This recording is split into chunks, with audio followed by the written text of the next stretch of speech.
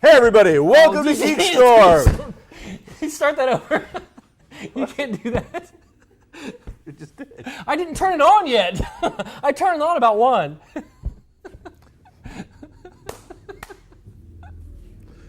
Welcome everybody to another exciting episode of GeekStorm featuring myself, Sean Hilton, owner of Comics Cube, founder of the Kokomo Con, and an all-around hell of a guy. Next to me is my co-partner in crime. We have actually been in the same cell together, Michael Allen Harrison, everybody. What happens in prison stays in prison. You told me that. Well, that's until we talk to the doctor. I don't know what that means. There's I don't know what that means. prescription filled. I You should get yours refilled. I don't know what that means. This week, we are going to discuss movies featuring... Why don't we just discuss the things instead of previewing it? Let's just get into it. Get into it. All right, Pitch Perfect 2 was #1 at the box office this week. A big hit amongst the female audience. Mike, what did you think? I didn't get to see it yet, but it's very rare that a comedy coming out in its first week beats one of these big budget summer tentpoles in its first week as well. So, and I don't know if that's a testament to which film. It's a testament to PG versus rated R, Mike. Maybe. That's what that is all about. Could be. PG, I think might have been a soft PG-13 for Pitch Perfect versus a very hard R for Mad Max. So you're cutting your audience like really, really in half, I would say, for that particular movie. Because it did like twice the business. Younger fans are, who would want to see that film. And it's hard for them to sneak in nowadays. Either way, so I did see it. I took my wife. It was a fun movie. Pitch Perfect? Pitch Perfect was very similar to the first one. Had a lot of the same themes. In this particular one, it is like 3 years later, so everybody in the movie is graduating. This is their year to graduate. They graduate, they go on, they do a big performance, blah, blah. They introduce one new character who's a freshman, who's a legacy. And that way, because the movie just made like almost $80 million in 1 week on like a $30 million budget, there will be a Pitch Perfect 3. No question. That's the money talking there. Sure. They introduce this character to basically take over the franchise. Sure. Okay. But again, same themes that we saw last time. They try to mix it up by having the younger character and the older characters finding out some of their life plans aren't working out exactly right. But it all feels very formulaic and whatnot. Rebel Wilson says funny things. Other people say poignant things. There's some a cappella and some singing. Mad Max. That's awesome. Awesome. The two announcers, quite frankly, were probably the funniest part. They were stealing the show. Banks is the producer of the show. Really? It's her movie. Oh, those just very funny. Yeah. They did get some of the best lines. So if you like the first one, you should like the second one. I'd say if you consider the first one a 10, just giving it a number. Sure. This is a 7.5, 8 kind of thing. You're gonna get the same kind of thing. Mad Max was #2 at the box office. However, at the critical review, tomatoes, percentages, and whatnot, as far as I know, one of the highest rated movies of all time, not including genre films. I mean, just period, like 98% or some craziness like that on the whole Rotten Tomatoes and whatnot. So great word of mouth, getting a lot of traction. Made good money, didn't make obviously Aka money, but it made good Mad Max money, and I think it's going to end up. But it was a really expensive film to make. It's like $150 million. It was, we're looking at Captain America being filmed, produced, edited, and out in a theater in less than a year.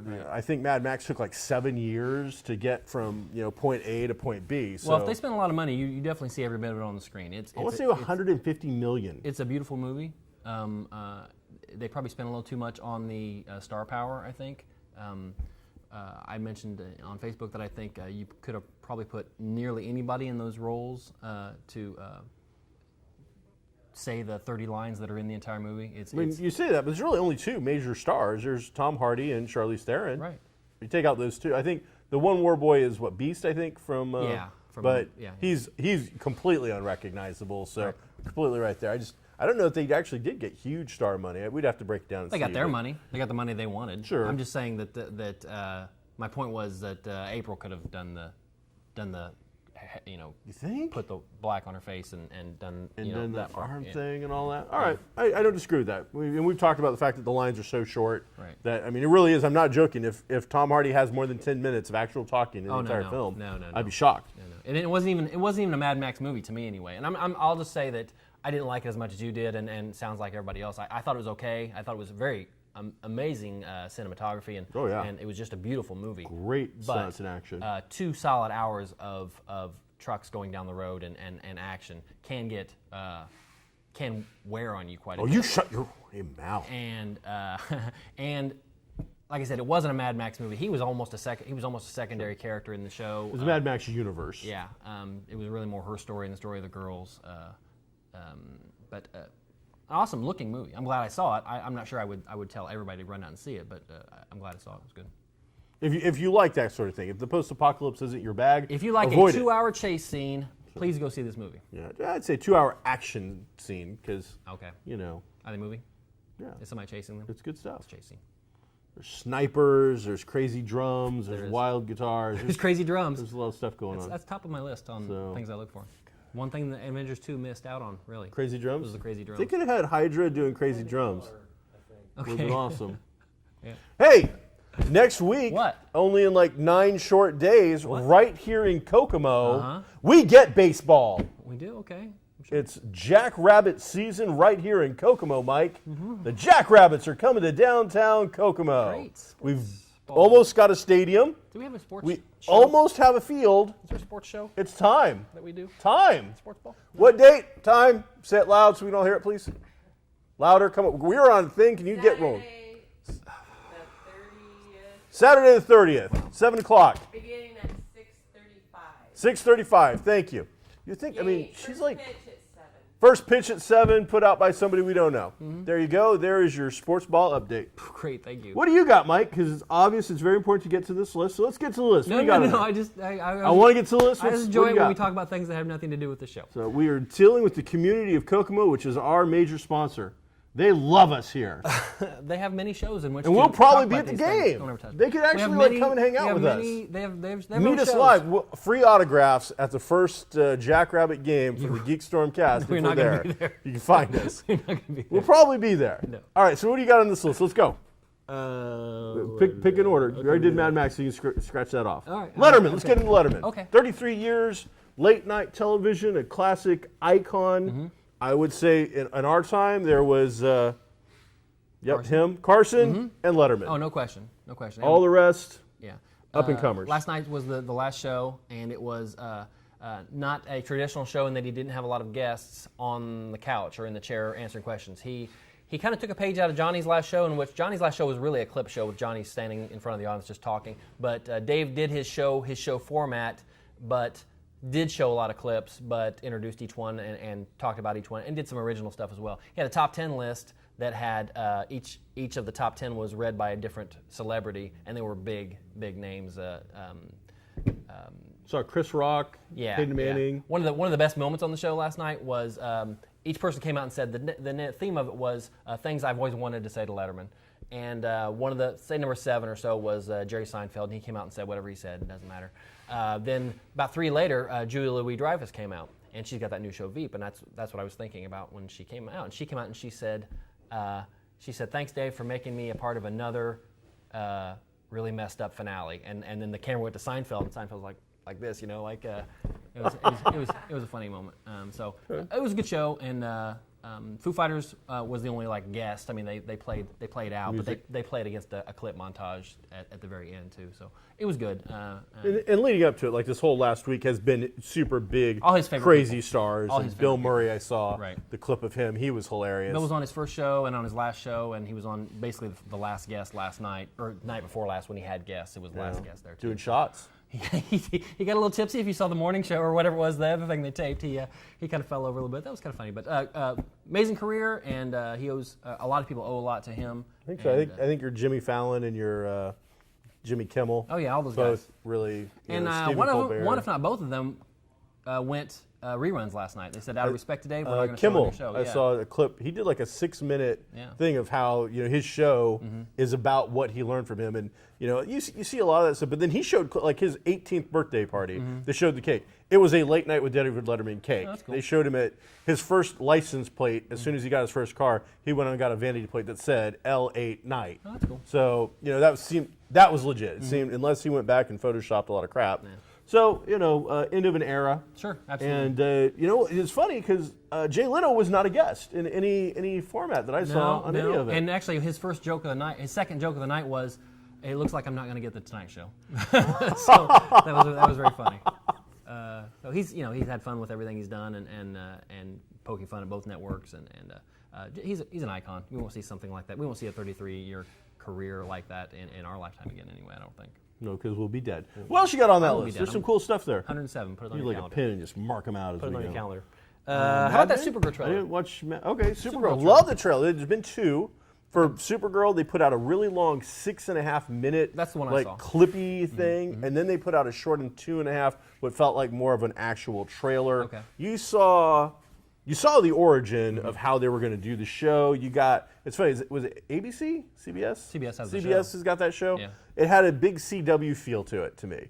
It felt like it would have fit very much into a CW style format. It was definitely all good-looking people. It was not only good-looking people, but just she starts off as like a young intern, getting the coffee and whatnot. Accident happens that affects a family member. She busts out, blah blah, almost like the Daredevil thing, where black outfit, just what she was wearing, and it goes there. But they introduce Jimmy/James Olsen. They also introduce Kat Grant, who's a major player in the DC universe.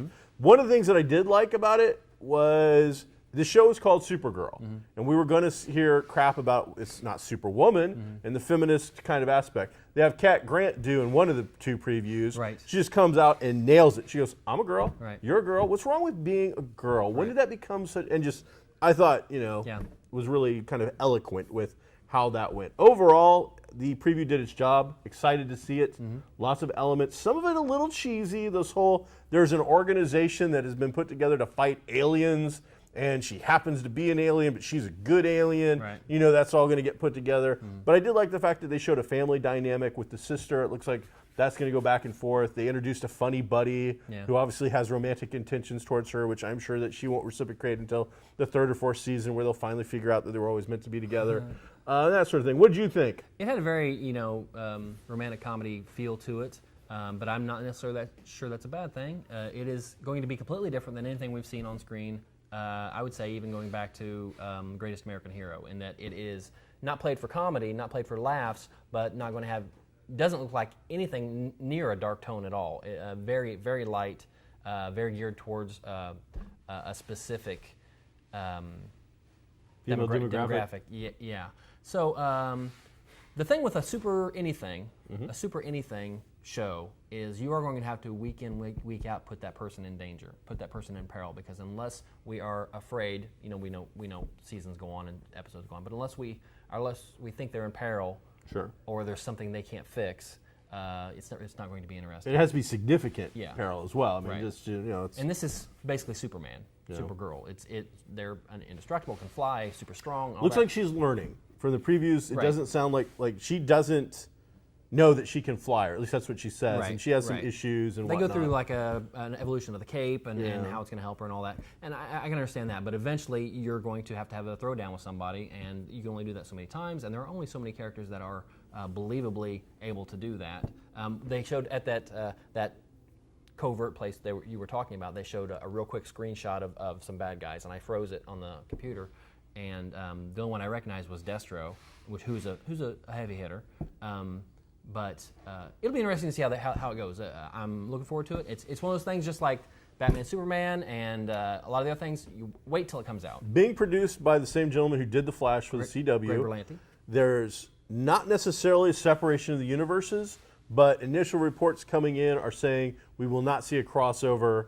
The universes may or may not be connected. Right. It will be generic enough that eventually they could do such a thing. Right. But right now, unlike Arrow and Flash and the Legends of Tomorrow, which we know all will have big crossovers and did. We'll get into that in a minute. This looks like, see, it's on a different channel. Right. Looks like we're going to keep it separated a little bit, which I think is a little bit of a mistake. I think just even if it's just a nod, even if you just say, not show them, but say, the Flash in, Central City, that would be enough that we know, all right, someday this could happen and we've got something to hold out hope for. I think not knowing only what we know, even if we hadn't seen this trailer yet, you'd think this show has got a 50-50 chance. It might do well, it might do not. It might not do well. Mm-hmm. But if you throw in crossovers, if you say off the bat, yeah, we're going to do this, instant hit, because you automatically bring in those audiences. Bring in that audience that's already there. And Constantine has shown that just because you throw the superhero thing, and not that Constantine was a traditional superhero, but he still came from the traditional superhero, comic type mold. It's not a guaranteed hit. Right. And that's the first one that I think showed up after the ball got rolling. There's, there's Man-Thing and other superhero-related stuff that have come and gone. Yeah. But this is that time. This is the modern era of cinematic. He's universes. the first one to fall. Yeah. And there was all that It had talk. to happen. It had to happen. Somebody was going to do it. And truth is, he's not a superhero like all the others. Right. That mystical stuff has been covered. But he's going to get thrown into that. In a lot of other shows. Supernatural. The CW covers your Supernatural. If they're, and I'm not talking about just the show. Right. Between vampires and all that other crap, they're covering it quite well. Right. So I think he had an uphill battle. I don't think the studio treated that well. I'm not necessarily all for the CW needed to save that show and mix it into their other universe. No. Could have been interesting if there had been some crossover, again, with especially Arrow and Nandapot or whatever, and the whole race thing and him telling some mystical crap. Sure. Would have probably saved that entire season, actually. Maybe. If right off the bat we had seen that there's some connection and he was going to be involved in some of that, I think that would have helped. But there you go. Speaking of those two shows, season finales for both. Right.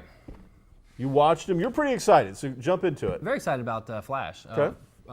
Easily one of my favorite, if not my favorite, season finale ever. Maybe not series finale, but season finale ever. It was written in a way that made me think that the writers thought, okay, we're only going to get one shot of this. Who knows if we're going to get picked up again, which they obviously did, but they didn't. You don't know that in the first when you're first laying everything out. So they gave us a full season, a full story. It could you take out that wormhole thing at the very end. Sure. That Barry goes. You take that out, and it could be a self-contained thing that we never see anymore again. And we got a great story. You had a lot of great moments. Highlight them. Grant Gustin, number one. Grant Gustin did an amazing job. And I said this on Facebook, but I've never seen him in anything else. He's done a few other things, I'm sure. Otherwise, he wouldn't have got that show. Sure. But he's a standout. He is a standout. Acting-wise, he went toe-to-toe with three guys that combined have over 100 years worth of acting experience in front of the screen. And he did great with Jesse L. Martin. He did great with John Wesley Shipp. I didn't even count that. Wow. I should have. I don't know that anybody's got more experience than him in that show. I just meant, I'm talking about when they were face-to-face on screen and what they were talking about. Garber had a great scene with Eddie Thawne. Yes, he did. But with Gustin, made it a pivotal moment. Yeah, with Gustin face to face though, those are the ones that stand out. They were both great, and it made you because you spent the whole season building these relationships, cementing these relationships. It meant something at the end, and it did. For me, one of the highlights of this show is how they have built this cast of characters, have embedded them in each other's lives in a manner that, for the most part, makes sense. Mm-hmm. It works. They care about each other. They've created a good television-style family for the dramatic and for the action, and you care about some stuff. And I felt that, because I like Arrow too, but Arrow just constantly does stuff that just doesn't make sense to me in the whole realm of thing. The only thing that Flash did that didn't make sense to me was keeping it hidden from his identity, hidden from Iris this entire season, when everybody, including a pizza boy, I believe, knew who the hell he was. Everybody knows who he is. They do call him Barry a lot. He is outside with his mask off a lot. He does a lot of casual clothes, flashy stuff. And he just literally told a ton of people. There's probably 15 people. Right. I mean, his number one bad guy knows who he is. I mean, true. Everybody figured it out. So in Arrow, there's constantly lying and manipulation amongst good friends. telling me something that's a lie. Mike's lying to you. I'm lying to everybody in that show is lying about something. In this show, there wasn't as much of that. Obviously, the big bad was lying the entire year, Right. but that was story. That was what it was supposed to be. That's what it's built on. So Speaking of Arrow a little bit, I'll be interested to see what they do next season because I've heard that I've read that they might go a little lighter tone next season. Yeah. That will to me show what kind of an actor Stephen Amell is because I don't think he's a good actor. I think he's okay in that part.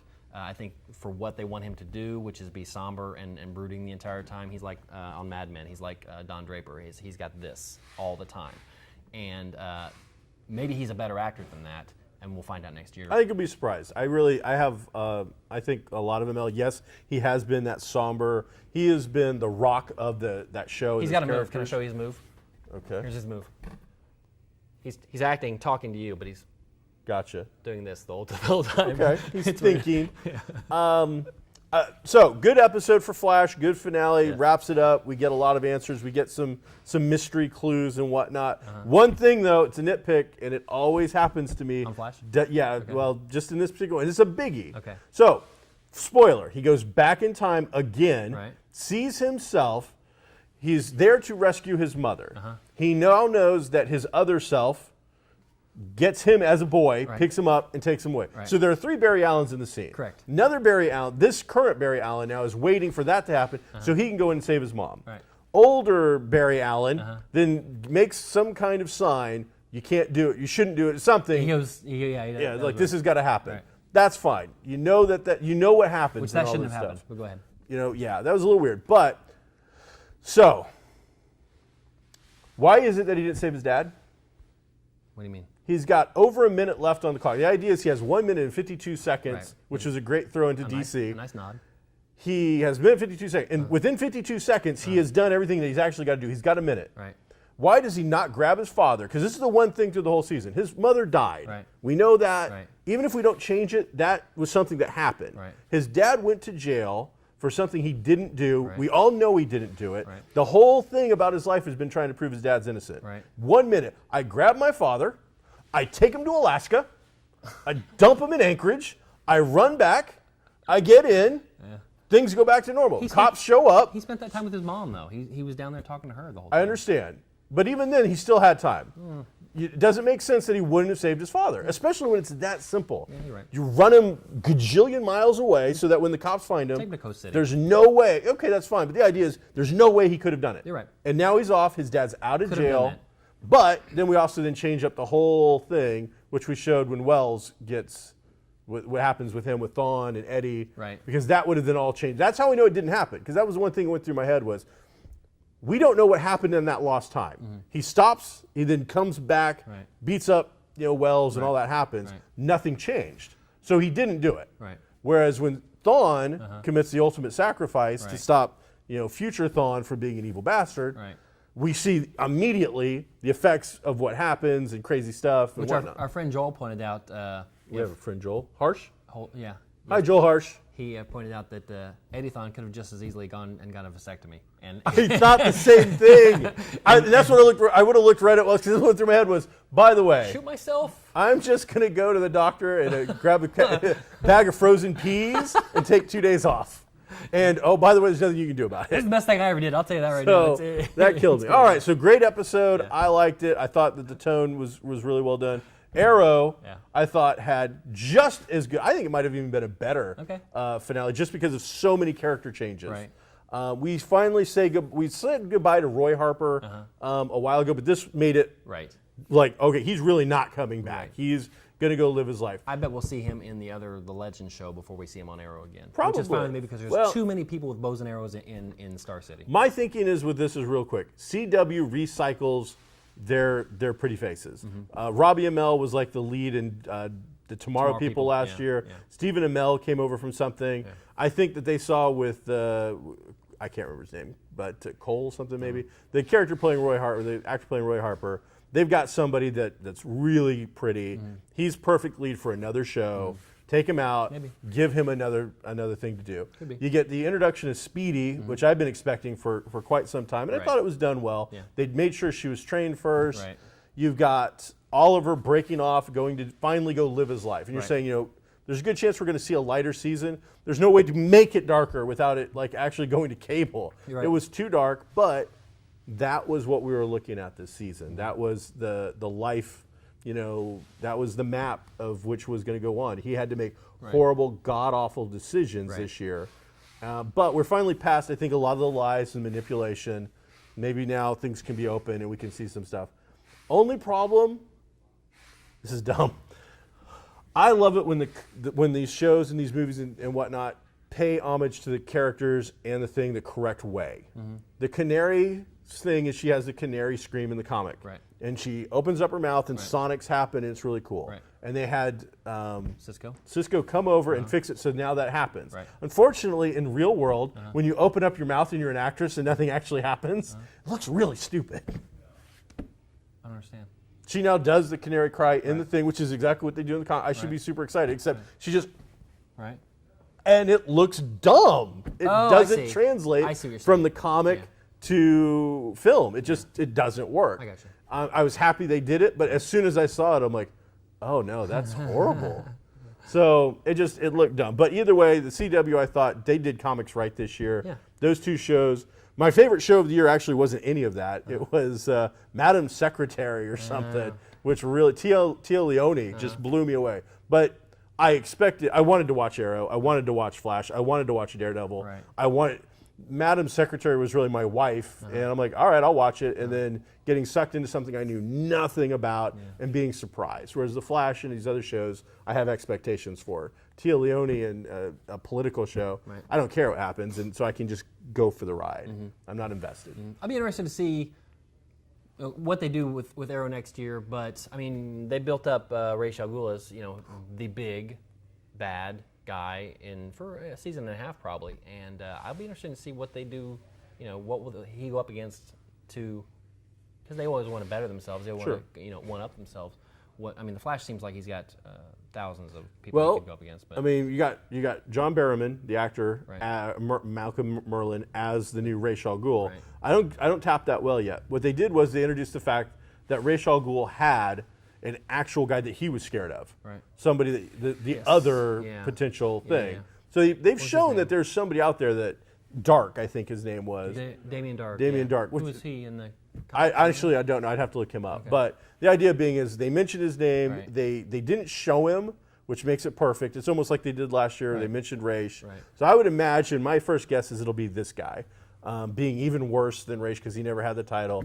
Maybe even killing Malcolm Merlyn or trying to usurp him and causing problems. Well, I want to get away from the league. I really do. I don't know if they can or will, but I want to. I don't want this show to be a constant turnover of who's going to lead the league. All right, been there, done that. Yeah. All right, cool. Well, we got a couple minutes left. Mad Men ended up. I know you don't watch it, but very good show. 7 seasons, I think. The last 2 seasons they truncated like they did Breaking Bad as well. So it was like 6 or 7 episodes each season. So not very many. But it had a great ending.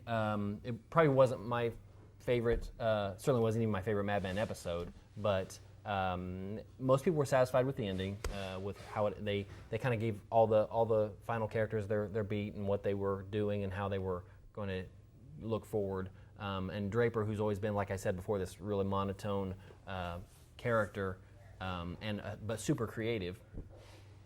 It was a weird episode for him because, and I don't know what the trend is, but they with doing series finales.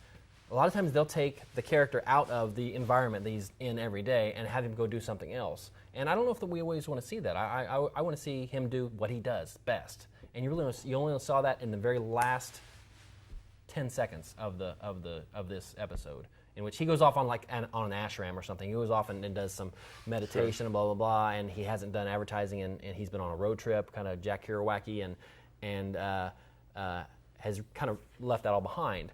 And he's on this ashram and doing, doing all that, and all of a sudden he smiles, and they cut to that classic Coke commercial. I like to buy the world a Coke, and makes you think that he got that idea, and that's him, and he's gone back to it and he's moving forward. So that was a little nod, but I wish we'd seen. It's tough because a show like that, a real drama, a real life drama, you a lot of times we want to see the big bad or the thing that they're up against, whatever it is, whether it's a corporation or whatever, and this just didn't have it, other than this was more about the characters and how they were going to move Their on. evolution. Yeah, but it's a good show.